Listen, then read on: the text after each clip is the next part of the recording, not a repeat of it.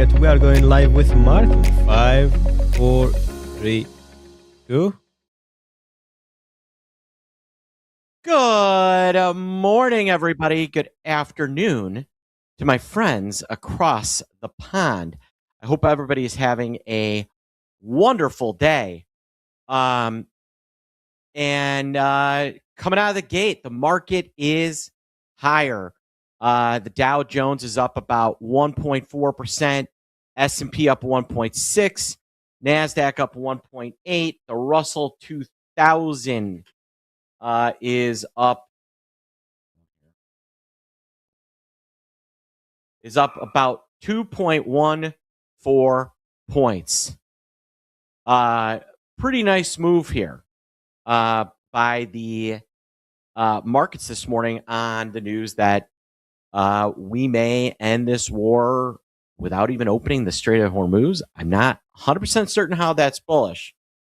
Now, one thing we've seen, and I need you guys to be careful of this, is we've had several days where we've opened up big only to kind of give that away as the day progresses.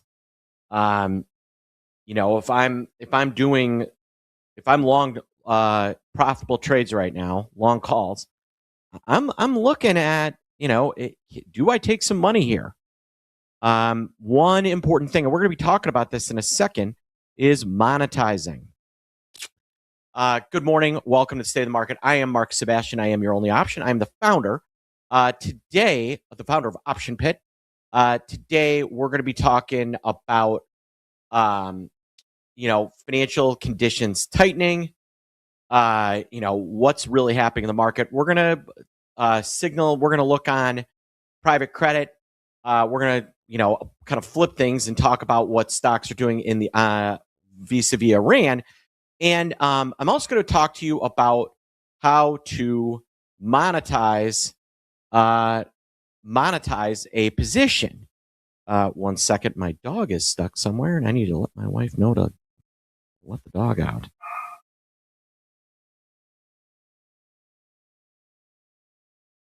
Because I can hear her. All right. We're currently up $95. So let's talk about this Iran deal and how markets are reacting to it. Oil. And this is the part that makes you go, oil is down a little over 1%. On the chart, you can barely see the selling. We're basically cut right off the highs.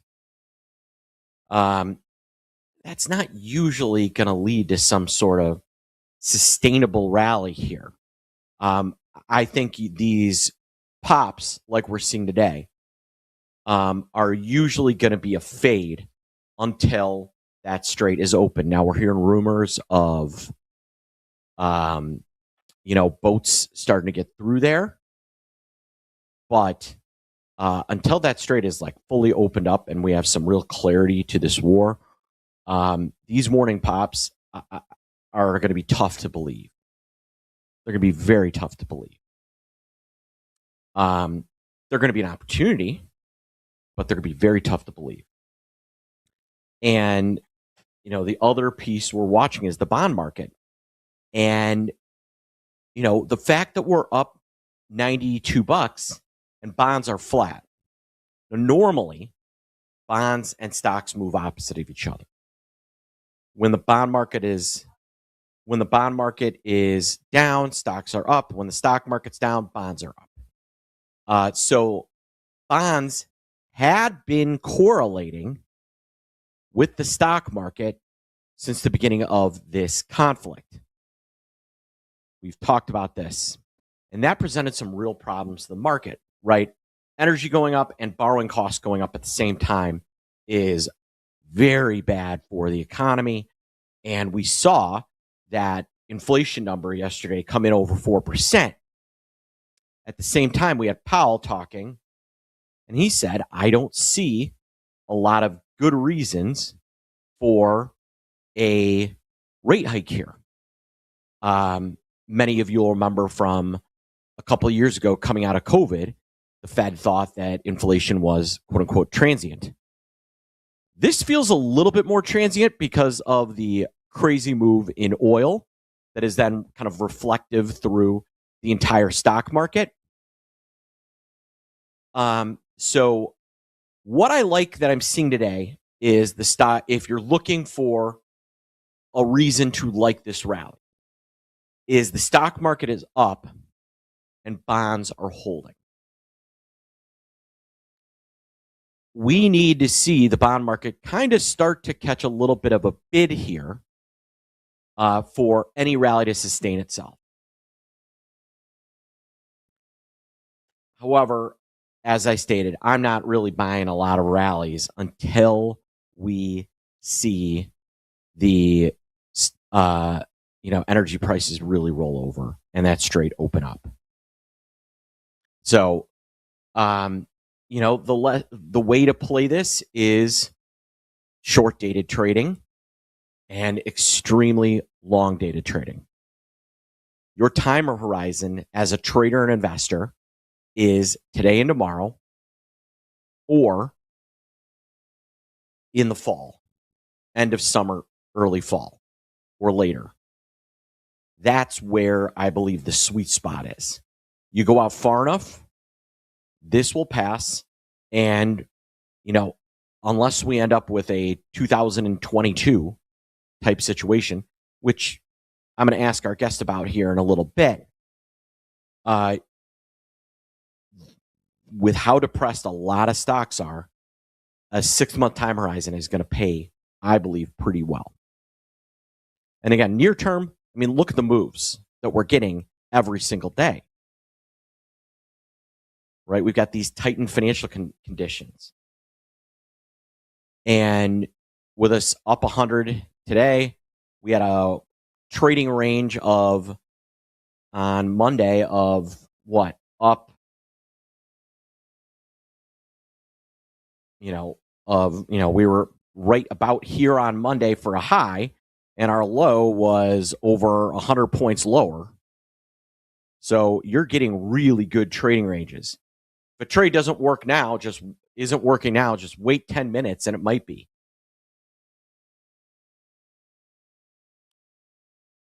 And again, one of the questions that we're going to have out of this is these tightening financial conditions, inflation, is it transitory? And the truth is, we're not going to really know an answer to that until that straight closes. And when oil gets some relief. Prior to this conflict, or even rumors of this conflict, we had USO trading around called 72. Right before things began, it was around 83. That is an 11-point risk premium built into energy. I believe that at a minimum, that risk premium has now been kind of priced in because of some of the damage in. But what is it? USO at 83, WTI at, call it $75 a barrel, $77 a barrel, maybe 80. What does that mean for markets? What does that mean for gas? Gas will be significantly lower than it currently is. And, that's when I think we're going to have a real idea of what inflation really looks like. But given what Powell said yesterday, I don't expect rate hikes in 2026. They're not going to happen. And if anything, I think we're more likely to get a cut. All right, now pivoting over to private credit, they have been absolutely spared continued pressure by the headline risk around Iran.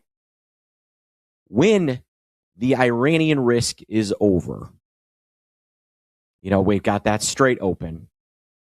It's kind of like, expect the market to turn its head and, look at private credit, go, and now let's talk about you. You know how like you have, you got a couple of kids and you catch one doing really, really bad, something really bad, and then the other one was also there, maybe not directly doing the bad thing. So you dress down the one kid, and then you turn to your other one and go, now let's talk about you, buddy. That's kind of what's the next shoe to drop. Now, it's a huge business, but having talked to my friend Russell Rhodes, who's a doctor at Indiana University in their business program, not a medical doctor, he's a professor. They did a deep dive into what the exposure is in private credit relative to what we were looking at in the housing market. And it's like comparing, watermelons and blueberries. The housing market was a watermelon. This is a blueberry, maybe a raspberry. So it will cause some pressure. But what I would invite you to think about is I want to go back to 2023 and remind you of the mid-cap banking crisis that we had back in 2022 that was a real problem. And that may be what we're dealing with. Something that, and with the S&P already lower, they may have actually already pre-priced some of that in. So I think private credit is bad for the companies themselves, but does it have a systematic effect to the tune of, the mortgage-backed crisis? No, not even remotely. Could it be like a Silicon Valley Bank going bust? Yes. So think of that in your head. This isn't going to be the bloodbath. It might just be some pressure. All right. Now, the last piece that I want to talk about is the end of the quarter. We're at the end of the quarter, which means you're going to see some window dressing. You're going to see some repositioning. You're going to see profit taking in winners. You're going to see tax loss selling. And a lot of that happened kind of this morning. So again, we always call the first hour of the day, trading day, kind of amateur hour. It's the day to close. It's the time to close, not the time to open. And that's why when I'm talking about, hey, look, we're up 100. If you're profitable, you have to monetize. Same thing with yesterday's action, right? On the lows, what are you looking to do? Monetize. Take money on your short positions. And that's something JP Morgan failed to do yesterday. JP Morgan runs a giant, and I mean giant, hedged equity fund. As it stands right now, they are currently long just under 39,000 of the 64.75 puts. If you look right here, they're trading $42. I mean, do you know what price those were trading yesterday? Which ones, Mark? The 64.75 puts. Do you know what price they were trading yesterday? They're currently 40. I'm good. Yesterday? Yeah, take a guess. How much is SPY right now? It's up $100. Okay, I'm gonna say $5.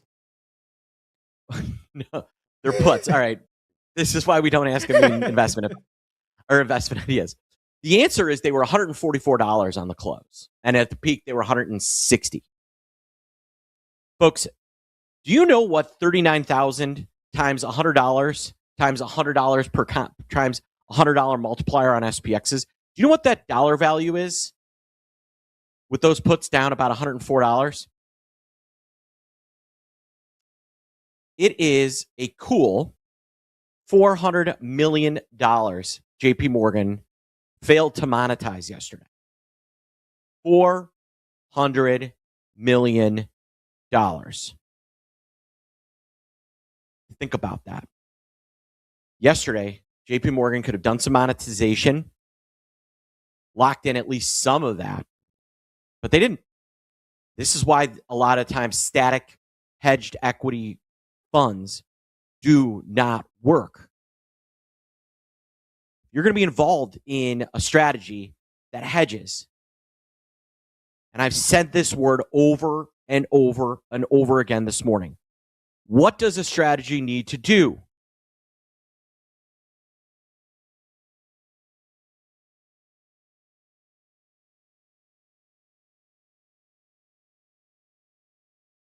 It needs to monetize. Monetize. Monetize. All right. Speaking of monetizing, let's talk about a man who is regularly monetizing and kind of get his feel on the market, where we are in the AI space, what he's seeing out of Iran. Let's bring on our head of income trading here at Option Pit. He is Hans Albrecht. Good morning, Hans. Good morning, Mark. Good morning, everybody. Yes, I always I like to use the acronym ABC. Always be closing. Always be closing when you're trading, because you never know, and especially in a VIX 30 environment, Mark. You know that we can close on the highs, we can close on the lows. Anything can happen. Tomorrow's a new day, and you want to always be ABC. Agreed. That is, I always be closing. It's the best moniker to live by. If you're up on something in a market like this, where our average true range is about $100 a day, and you're not taking profits on your winners, you're going to see your winners turn into losers. You have to be aggressive. ABC, right? Was that was Glengarry Glen Ross, wasn't it? Always be closing. Always be closing. It was Glengarry Glen Ross. Alec Baldwin famously said that. Alec Baldwin, Hans, Jack Lemmon. Yeah. Yeah, yes, Jack Lemmon was in that. It was a great movie. Hans, we're now up, we're up $90 here. Nobody really knows what's happening over there. What has been your kind of method of attack over the last few weeks? Because I've been looking, we all share when we post winners, and I continue to see you posting nice wins from Turbo Income. Yesterday, you had wins in Micron, wins in Microsoft, wins in Dell, and to the tune of 37%, 45, 10.5, 15. How are you navigating this market, and what is something that retail traders can take from the way you're attacking? Yeah, so look, what have we got? We've got a couple of important things when it comes to premium selling, when it comes to income trading. Anybody who knows me knows that I'm not a massive fan. I ran hundreds of millions in covered call funds, and I always use them sparingly, because generally they're not, as well as I do, Mark, that they're not a great positive edge type of strategy. But when can they start paying you? Well, when you start getting what we're seeing lately, which is higher premiums because of uncertainty and nervousness and all the things that we're talking about. And they're not insignificant things. They're things that are actually durable. So I expect to see high option pricing to sort of persist for a little while. And we also have another thing that usually comes with higher option pricing, which is stocks that are not making all-time highs, right? They're struggling. They're just what we're talking about. We close on the highs, we close on the lows. We're spinning our wheels to some extent, although lately we've been moving down. As I've been warning Turbo Income members for a couple of months now, I've been saying things are not pretty out there, and the U.S. has a lot of headwinds, which speaks to your great idea, which was EWZ, which is owning stuff that you can drop on your toe.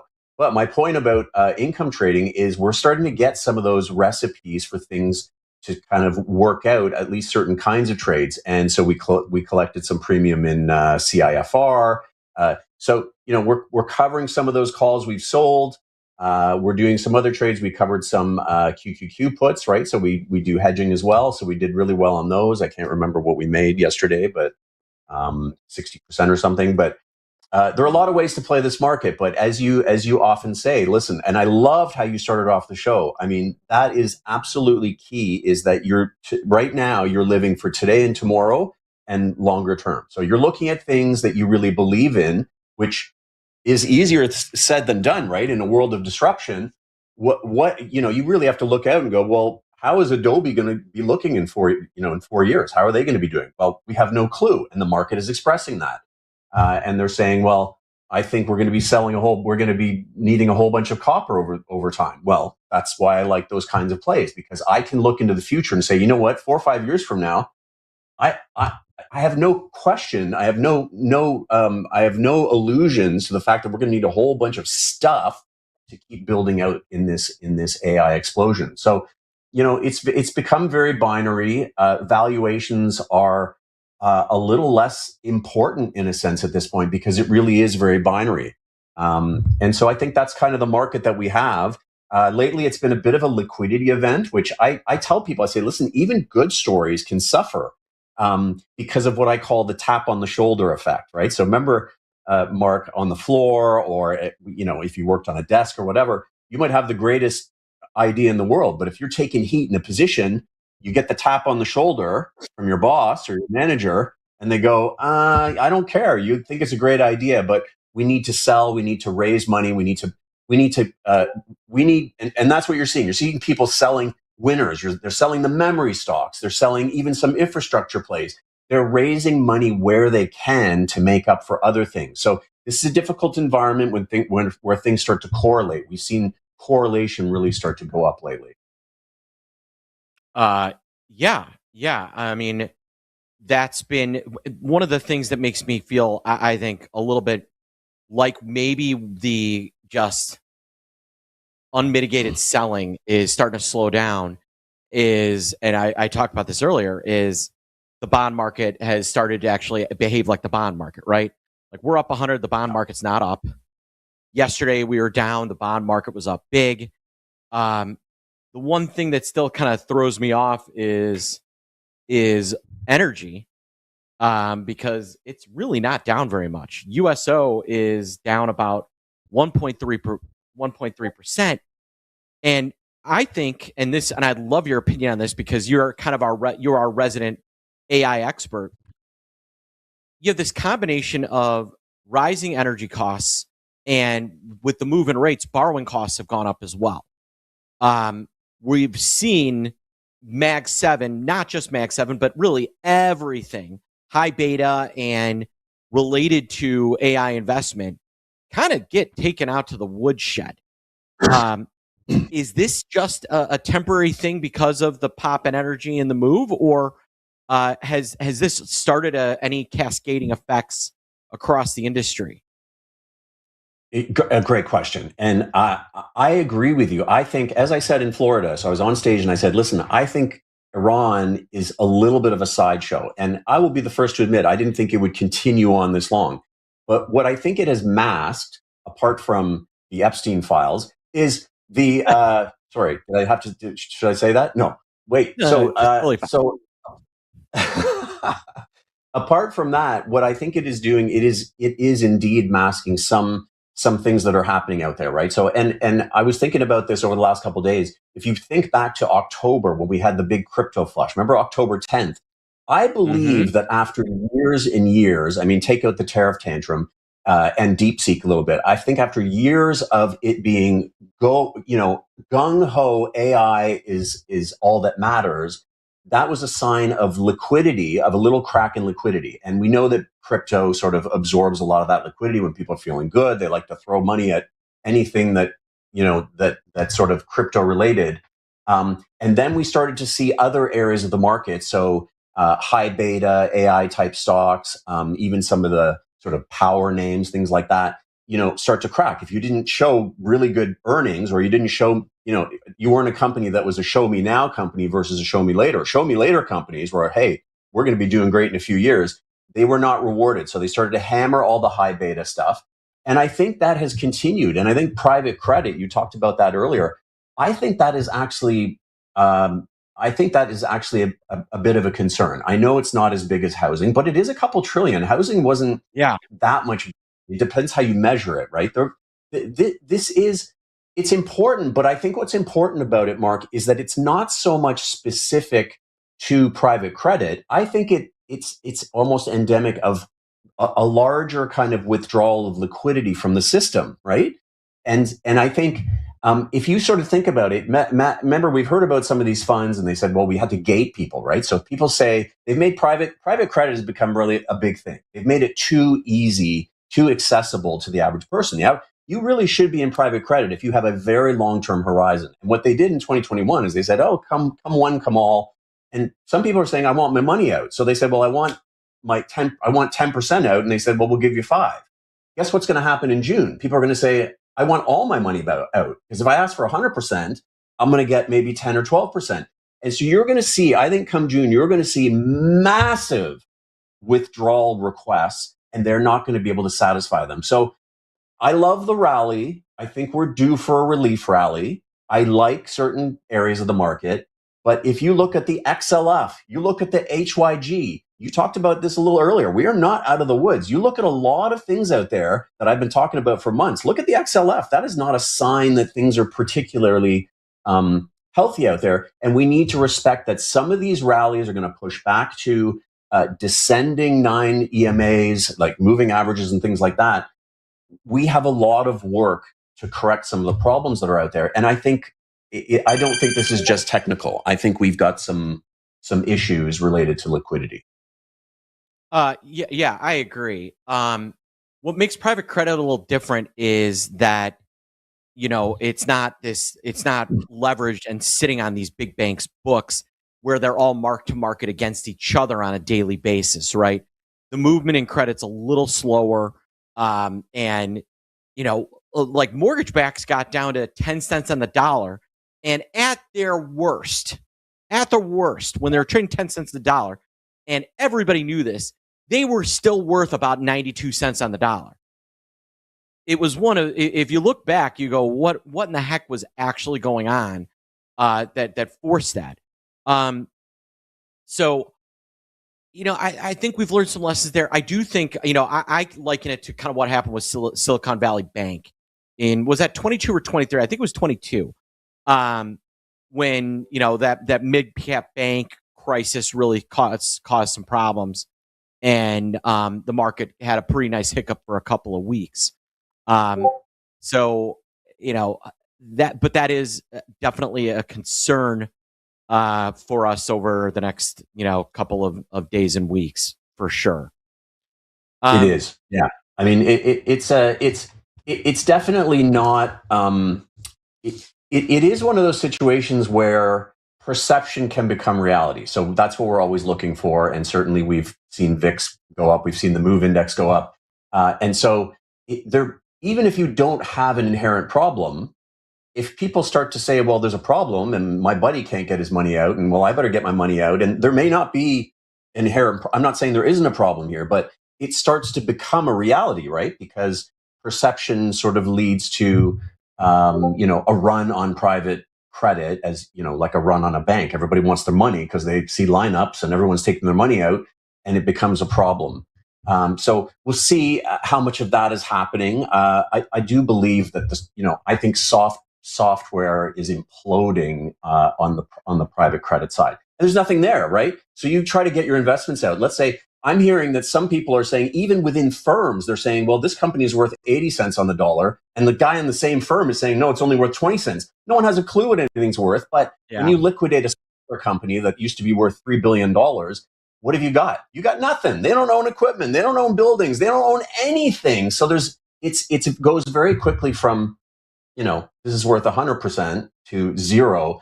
And so definitely it's something to watch. And I think it speaks to other areas of liquidity in the market after years and years of kind of everyone having a real ball. On the speculative side. It's been a party. And folks, that I think the takeaway here from Hans and myself is this is a landmine that is waiting to be stepped on once this conflict ends, and it could be an interesting problem. And I think it's reflective of what's wrong with software when it comes to AI as well. So this is a story that you need to have on the back of your mind. And I'll tell you, Hans, when they announce the end of this conflict, when the straits open, I'm going to be looking at Apollo and KKR and OWL and these, and I'm going to be looking for opportunities to buy puts, because that headline is going to quickly jump into the spotlight when this conflict is over. And that's, all right, and I think that's a great point, Mark. My last point is that everyone, if you watch CNBC, it's all about Iran, and no one talks about this other stuff that we're talking about. So 100%. When Iran subsides a little bit, it can't be fixed because they've done a lot of damage, and we're going to have higher oil. So that's a durable problem. But once that subsides, however it does, and hopefully it does soon, I am going to be watching the reaction from this market. And if we do not get a good reaction out of that, I think you're on the money there with your stay defensive idea. Absolutely. All right, Hans, we are up against it. I want to say thank you to you for joining us and sharing your ideas and what you're looking at. Folks, again, we're going to be back as we are every day at 10 a.m. Eastern time for our State of the Market show. Tomorrow, I'll be joined by one Olivia Vaz. And then, obviously, on Thursday. Friday, markets are closed, so we will not be having a show. Folks, at the top of the show, I talked about you got to trade what's in front of you, and you got to look long term, 6 months, 9 months. Andrew just built our new AI engine, Sybil, that is out there hunting for long-term trades that expire in January. I just bought January Leap calls through Andrew's new AI engine. So if you want to join the Series Club, take advantage of these long-term trades that are, I think, in prime position with the market sell-off that we've just had. People often ask you, I'm sure, Hans, you get the same question. When do I buy? Right? Everyone's watching this off. I mean, everyone knows you're a trader, right? All your buddies know you're a trader, right? How often do you you're at a bar, you're out with family, friends, they go, Hans, when is it time for me to buy? All the time. My neighbors all the time, Mark, what is it time to buy yet? This engine is your answer. And so with this market mayhem we've had, this selling, and inside the selling, it's actually much worse. If you throw out energy, the S&P 500 is down huge. There are massive opportunities out there, and Sybil, part of the Series Club, is the perfect way to take advantage of knowing when to buy and knowing what to buy. So I would encourage you, today is the last day to join at launch pricing. The last day. This thing is going up $1,000 tomorrow. So if you'd like to join, give Ted and his team, our amazing customer support team at Option Pit, a call, 888-872-3301. They can work with you on payment plans, but today is the last day to get in at founder pricing. All right. So for Hans Albrecht, our head of income trading, I am Mark Sebastian. I am your only option, and I will see you tomorrow.